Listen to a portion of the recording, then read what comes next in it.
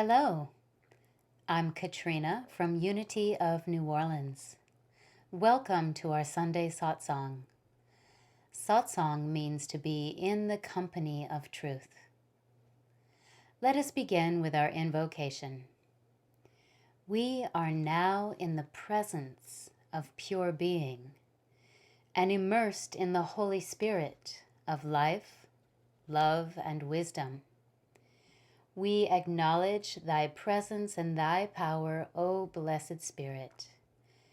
In thy divine wisdom, now erase our mortal limitations, and from thy pure substance of love, bring into manifestation our world according to thy perfect law. And as we say the Lord's Prayer, I invite you to bring your awareness to your heart center, and with reverence, Our Father, who art in heaven, hallowed be thy name. Thy kingdom come, thy will be done, on earth as it is in heaven. Give us this day our daily bread, and forgive us our trespasses, as we forgive those who trespass against us.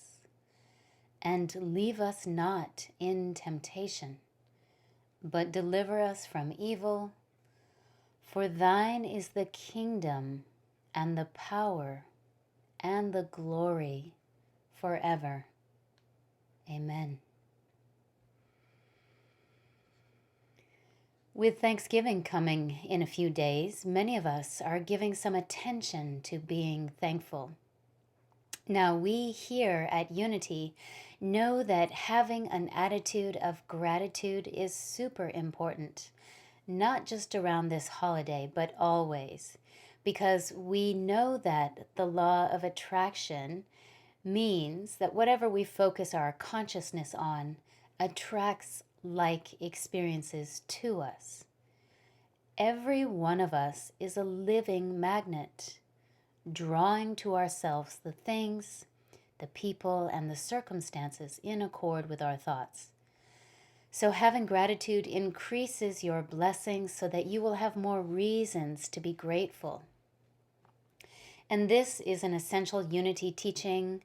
Our predecessors, Charles Fillmore, Eric Butterworth, and others, have much to say on this subject. Gratitude is the heart's response to life's infinite blessings. As we live in awareness and appreciation, we experience and express the richness of life. So gratitude increases the richness of life and the prosperity that flows into our lives. And today, we're going to begin with defining prosperity and understanding what it means to have prosperity consciousness. The Metaphysical Bible Dictionary defines prosperity as the consciousness that divine mind is our inexhaustible supply and support.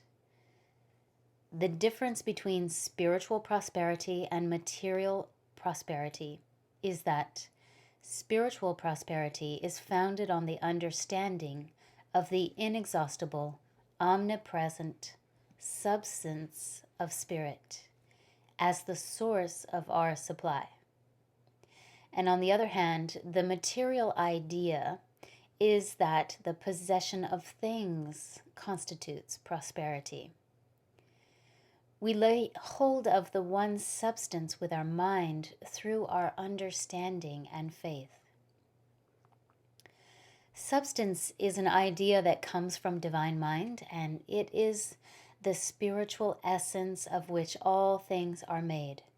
So, we open the channel for spiritual substance to flow into our life through our consciousness. From divine mind comes divine ideas that we bring forth into divine expression. And this is how we understand the Trinity concept in Unity. The Father being divine mind, the Son is the divine idea, and the Holy Spirit is that divine expression. Anxiety about supply can be overcome by a recognition of the omnipresence of spiritual substance and a centering of faith in it as the one source of our supply. This substance is magnified and increased by thanksgiving and praise. One's conversation should always magnify the spirit of plenty. It is necessary to give as freely as we receive, because there is also a law of giving and receiving. Giving opens the way to a greater inflow of substance, and we should give cheerfully and freely out of the consciousness that our supply is inexhaustible. Prosperity, then, is a state of consciousness. And the word prosperity comes from the Latin root, which translates to according to hope, or to go forward hopefully. And thus, prosperity is an attitude about life. Affluence literally means an abundant flow. Abundance is the infinite life, intelligence, and potential of the divine, which is not distant but everywhere present, and we live and move and have our being in this divine abundance. Prosperity is how much of that abundance you are allowing to flow into your life. Abundance is all that is good and valuable and meaningful and beautiful, flowing into expression in all areas of our lives. This is an abundant universe. This universe is abundant because it flows from an abundant source. Now, we may think that our job is our source or the economy is our source, but these are only channels for the source, and they're really all subject to change. The fluctuations of life can easily throw us into fear, leading us to believe that we're not supported by the universe. And this is where our consciousness can keep us in alignment with our source, because our source is the divine mind, God, the Great Spirit.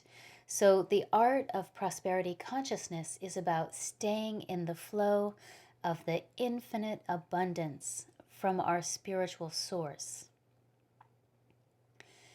Consciousness is the sum total of everything that you have ever believed, and your consciousness holds the imprint of all of your beliefs. It is the container of all that you have assumed to be real. Your individual consciousness is floating in the ocean of the collective consciousness. And the collective consciousness is imbued with so much fear and not enoughness. And for many people, actually dwelling in prosperity consciousness is an art, because most people absorb that collective fear and worry and live in the mentality of lack and scarcity. However, prosperity consciousness is essential if we are to prosper in life, and it is your consciousness that ultimately sets the course of your life. Every area of your life is impacted by your consciousness. As it is in consciousness, so it is in your experience. Sri Aurobindo, an Indian mystic teacher and yogi, said, "Consciousness is the most fundamental thing in existence. It is the energy, the motion, the movement of consciousness that creates the universe and all that is in it, not only the macrocosm, but the microcosm. It's nothing but consciousness arranging itself." And certainly we can see today that the world of quantum physics, as well as the various mystical paths around the world, reveal this truth to us. So this is an opportunity to ask yourself how much you have bought into the idea that resources are limited, or that there's not enough for you, or that money doesn't grow on trees, or whatever you heard from your parents. There is more than enough to go around. And the wisdom teachings tell us that there is an inexhaustible supply. It all begins in your consciousness, with your thoughts and your beliefs. So today, let us leave the scarcity mentality behind and tap into the infinite supply of our source. When you know that this source never runs dry, you can transcend the fluctuations of life. We have to develop a consciousness of prosperity and abundance then. A state of consciousness is created by being present moment by moment and always returning to this present moment. So just be present with the thoughts and the feelings, the patterns and the emotions that arise within you without judgment. And then keep directing your consciousness back to thoughts and feelings of abundance. And this is how we build our consciousness. Wayne Dyer said, abundance is not something that we acquire. It is something that we tune into. So let us tune into abundance today. At Unity, we teach that everything that you think, speak, and affirm comes to pass. So we're going to concentrate on things that we want to see grow and thrive. And we're going to keep our thoughts centered on ideas of abundance and well-being. This is what Charles Fillmore, Unity co-founder, taught about prosperity. Divine mind is the one and only reality. When we incorporate the ideas that form this divine mind into our mind and persevere in these ideas, a mighty strength wells up within us. And then we have a foundation for the spiritual body, the body that is not made with hands, but which is eternal in the heavens. When the spiritual body is established in consciousness, its strength and power is transmitted to the visible body and to all the things that we touch in the world about us. The spiritual substance from which comes all visible wealth is never depleted. It is right with you all the time and responds to your faith in it and your demands on it. It is not affected by your ignorant talk of hard times, though we are affected by our thoughts and words. The unfailing resource is always ready to give.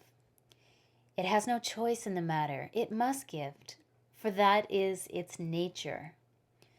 Pour your living words of faith into the omnipresent substance, and you will be prospered. Turn the great energy of your thinking toward ideas of plenty, and you will have plenty, regardless of what others are saying or doing. God, the source, is substance, not matter. Matter is formed from substance, while the source, or God, is formless. Divine substance lies underneath all matter and form. It is the basis of all form, yet does not enter into any form as a finality. Substance cannot be seen, touched, tasted, or smelled, yet it is more substantial than matter, for it is the only substantiality in the universe. In Matthew 6:19 through 21, we read, "Do not store up for yourselves treasures on earth, where moth and rust consume, and where thieves break in and steal. But store up for yourselves treasures in heaven, where neither moth nor rust consumes, and where thieves do not break in and steal. For where your treasure is, there your heart will be also." There is no scarcity of the air that you breathe. There is actually plenty of air, all the air that you will ever need. But if you close your lungs and refuse to breathe, you may suffocate from lack of air. When you recognize the presence of the abundance of air and open your lungs to breathe it deeply, you'll get a larger inspiration. So let's do that right now. Let's take a deep breath in. Just allow yourself to receive this affirmation. I establish myself in the limitless flow of substance from the source, and I am abundant in all ways. This is exactly what you should do with your mind in regard to substance. There is an all-sufficiency of all things, just as there is an all-sufficiency of air. The only lack is our own lack of appropriation. When the great mystic and spiritual teacher Jesus had 5,000 people to feed with only 5 loaves and 2 fishes, he looked up to the heavens and he gave thanks. He was turning away from the appearance of lack and turning towards the infinite supply. Now, metaphysically, the loaves represent divine substance, and the fishes represent divine ideas. So this was truly not a miracle, but rather a demonstration of the outworking of divine law. Jesus was demonstrating to us that from divine mind comes divine ideas that we bring into substance and expression in our life. And Jesus demonstrated prosperity consciousness when he said, I came that you may have life and have it abundantly. Truly, we are not meant to suffer in lack and scarcity, but to have a life that is rich and fulfilling, healthy, prosperous, and loving. I'd like to read now from Eric Butterworth's book, Spiritual Economics. Infinite mind will put ideas into your mind, words into your mouth, creativity into your hands, boundless opportunities before you, and guiding light on your way. You are a creative expression of the universe, with the responsibility to let your light shine. Any person who is experiencing lack in some way is actually living in opposition of the universal flow. Your prosperity will always be a reflection of your consciousness and the degree that your thoughts are centered in the divine flow. The glorious truth is that you are a very special person, and you always have something special working within you, flowing through you. In fact, the whole universe is on your side. Life is forever biased on the side of healing, on the side of overcoming, and on the side of success. And when you get yourself centered in the universal flow, you become synchronized with the divine bias for good. Amazing things can and will unfold for you. And while some may call this a miracle, you will accept it as the perfectly natural function of the divine process.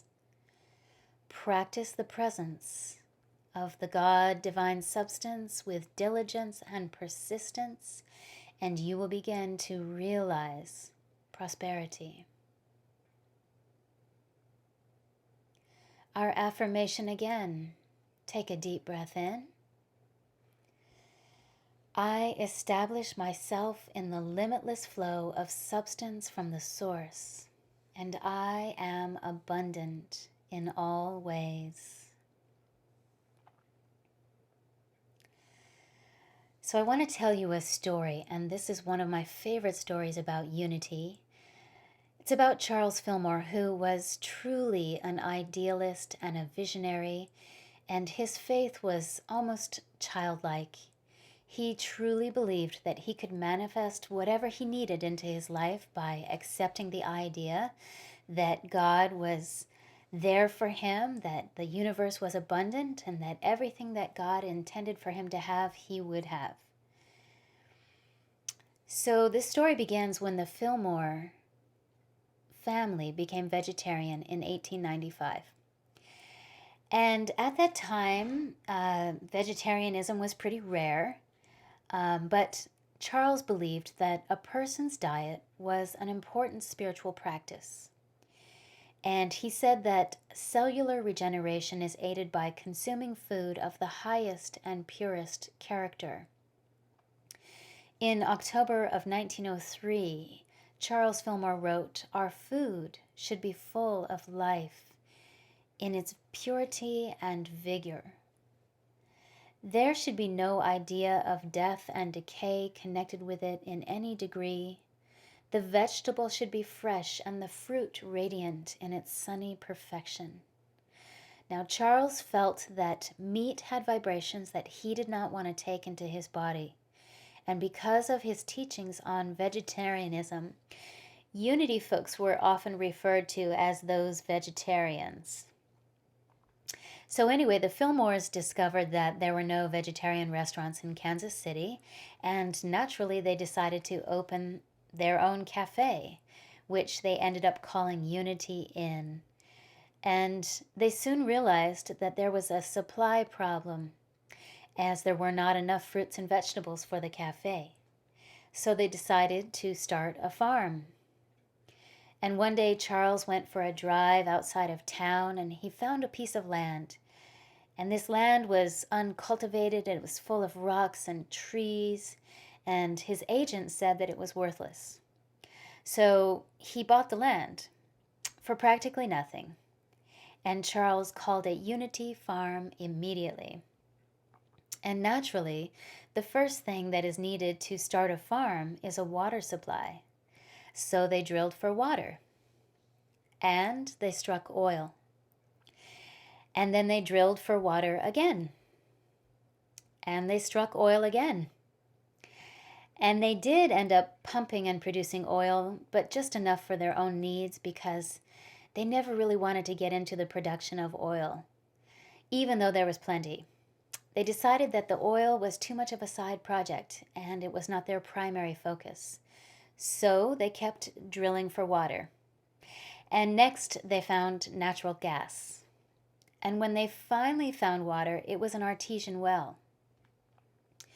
Charles Fillmore and Myrtle Fillmore had prosperity consciousness, and they just accepted that this was what God wanted, that they should prosper. And when they started building on the land, they developed and discovered a natural quarry. And most of the buildings were made from this beautiful natural stone that came from their land. And then there were also black walnut trees on the land, and all of the furniture was made of this wood. And this is the history of how Unity Village began. Everything that the Fillmores needed and more was there for them because they believed that that's how it should be. And Charles emphasized the prosperity principle openly. He often said, "It's a sin to be poor. And if you are, then you are stopping the natural flow of prosperity."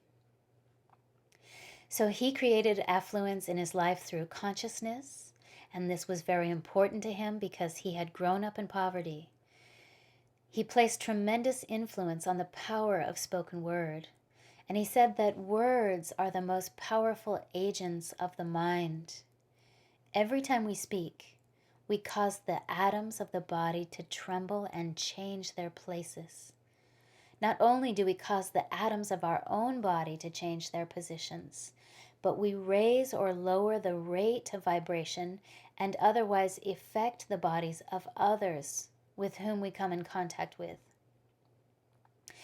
This quote really emphasizes how much of an impact our words have on us, on our lives, and on those to whom we are speaking. And it really also includes the impact that words have on our bodies, with every atom vibrating at the same frequency as the words that we speak. Charles said, "God is the source of a mighty stream of substance, and you are the tributary of that stream, a channel of expression. Blessing the substance increases its flow. If your money supply is low or your purse seems empty, take it into your hands and bless it. See it filled with living substance ready to become manifest. As you prepare your meals, bless the food with the thought of spiritual substance. When you dress, bless your garments and realize that you are being constantly clothed with divine substance. The more conscious you become of the presence of the living substance, the more it will manifest itself for you, and the richer will be the common good of all. Identify yourself with the infinite flow of divine substance, and you will soon begin to rejoice in the ever-present bounty of God. Do not take anyone's word for it, but try the law for yourself. Another's realization of substance will not guarantee your supply. You must become conscious of it for yourself. Identify yourself with substance until you make it yours. It will change your finances, destroy your fears, stop your worries, and you will soon begin to rejoice in the ever-present bounty of the source. Be still and turn within to the great source, and see with the eye of faith that the whole world is filled with substance. Henry David Thoreau said, "If one advances confidently in the direction of her dreams and endeavors to live the life which she has imagined, she will meet with a success unexpected in common hours. She will put some things behind, will pass an invisible boundary.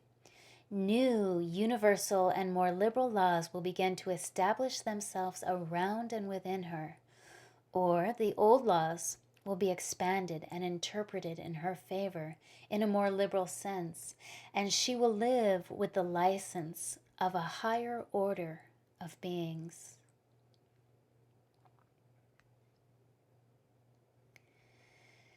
So we're going to wrap up today by returning to gratitude, because our abundance is magnified and increased by thanksgiving and praise. So we talked about prosperity consciousness, and having the attitude of gratitude is such an important state of consciousness because it keeps you in the awareness of the oneness of divine flow. What you express gratitude for expands, multiplies, and magnetizes itself to you. Plato said, "A grateful mind is a great mind, which eventually attracts to itself great things."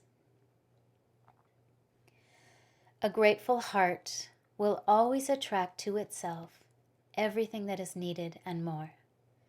So practice having an attitude of gratitude, not just this month, but always, because your thanksgiving is not only the impetus for what manifests into your life. It's not just a response to what is happening for you, but it is a celebration of the truth, which is the assurance of a continuous flow of blessings, prosperity, and abundance.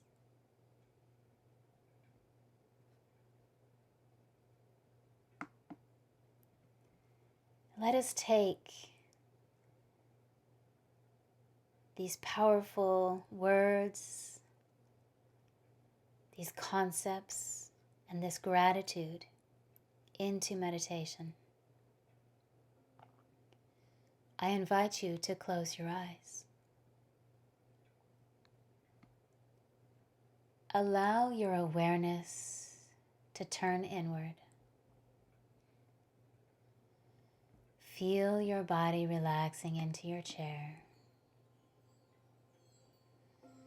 And as you take a deep breath in, breathing in life force energy. And as you exhale slowly, allow yourself to relax fully into this present moment and to feel the presence all around you. Release all of your cares and concerns as you relax your mind, relax your emotions, relax your body. and open your mind and your heart.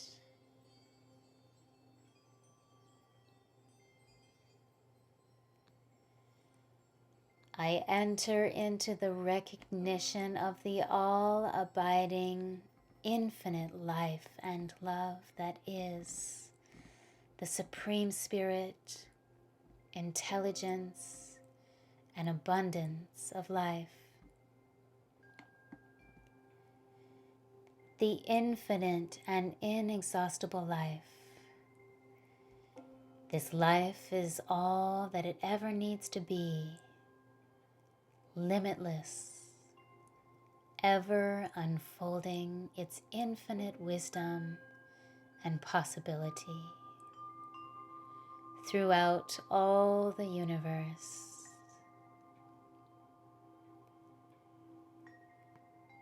It is pure love, light, peace, and truth, joy, wisdom, wholeness, and the abundance of all things.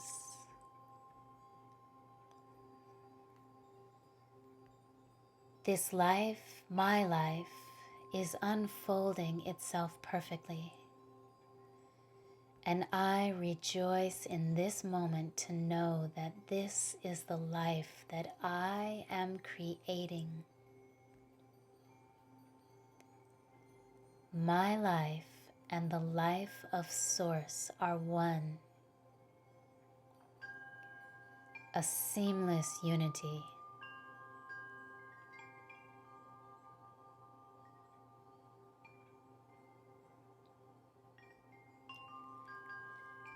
I step out of old limiting ideas into the true spirit and light of my being.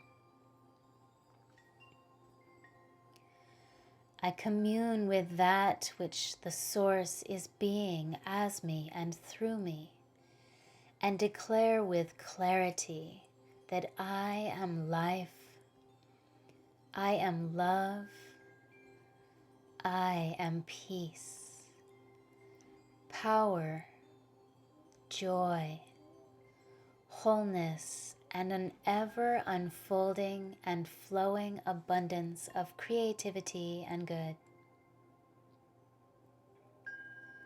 All ideas of limitation and scarcity are dissolving in this very instant.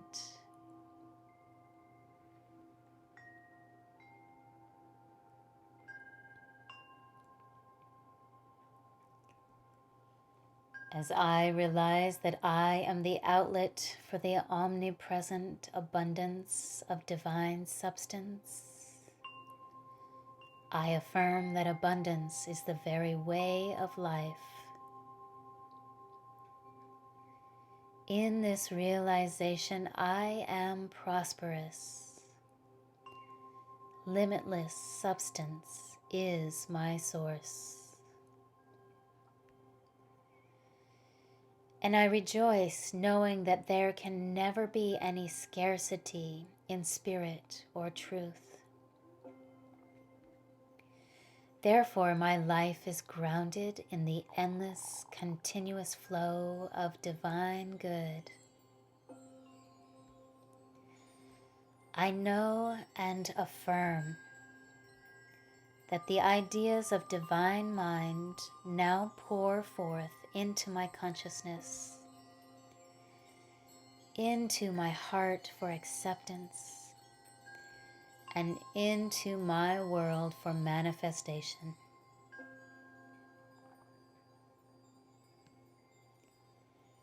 I open to creative insights that pave the way for the divine good to express itself in and through me.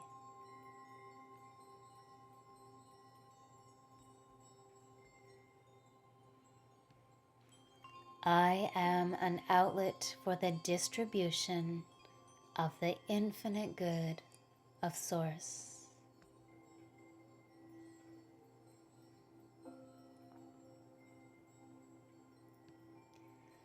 And I give thanks and rejoice. And I know that this is who I am. As this consciousness is anchored within me now, I know that flowing forth through me is the abundance of pure being, and flowing back to me is the abundance of life. Mirrored back to me from this consciousness is greater financial good, increased and wondrous opportunities, every area of my life prospering and flourishing, be it in body, relationships, career, in every area of my life.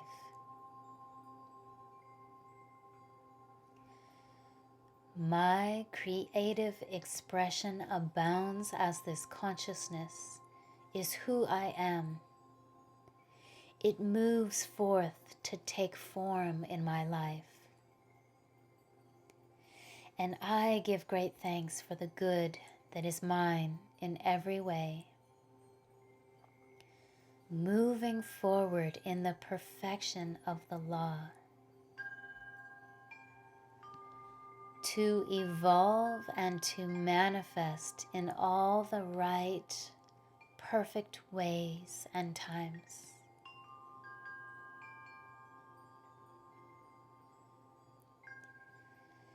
And I am so grateful for the truth, made known and realized and expressed in and through me abundantly this day.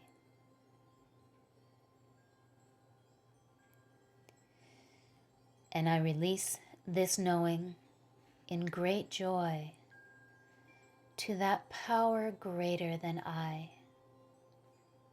that does these works in peace and acceptance, knowing that it is done unto me as I believe. And I believe.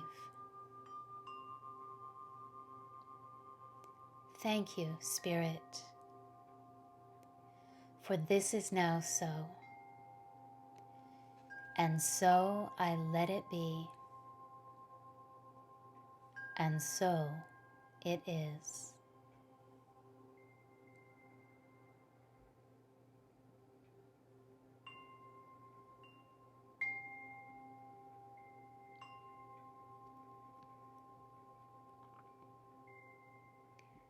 And we will close our Sangha today with a prayer for protection written by James Dillett Freeman. The light of God surrounds me. And now say, I am the light. The love of God enfolds me. I am the love. The power of God protects me. I am the power. The presence of God watches over me. I am the presence. Wherever I am, God is, and I am safe and secure, and all is well. The Lord watches between me and thee, while we are absent, one from the other, and helps us to know that we are all one in spirit. And so it is. Blessed be. Namaste. Amen.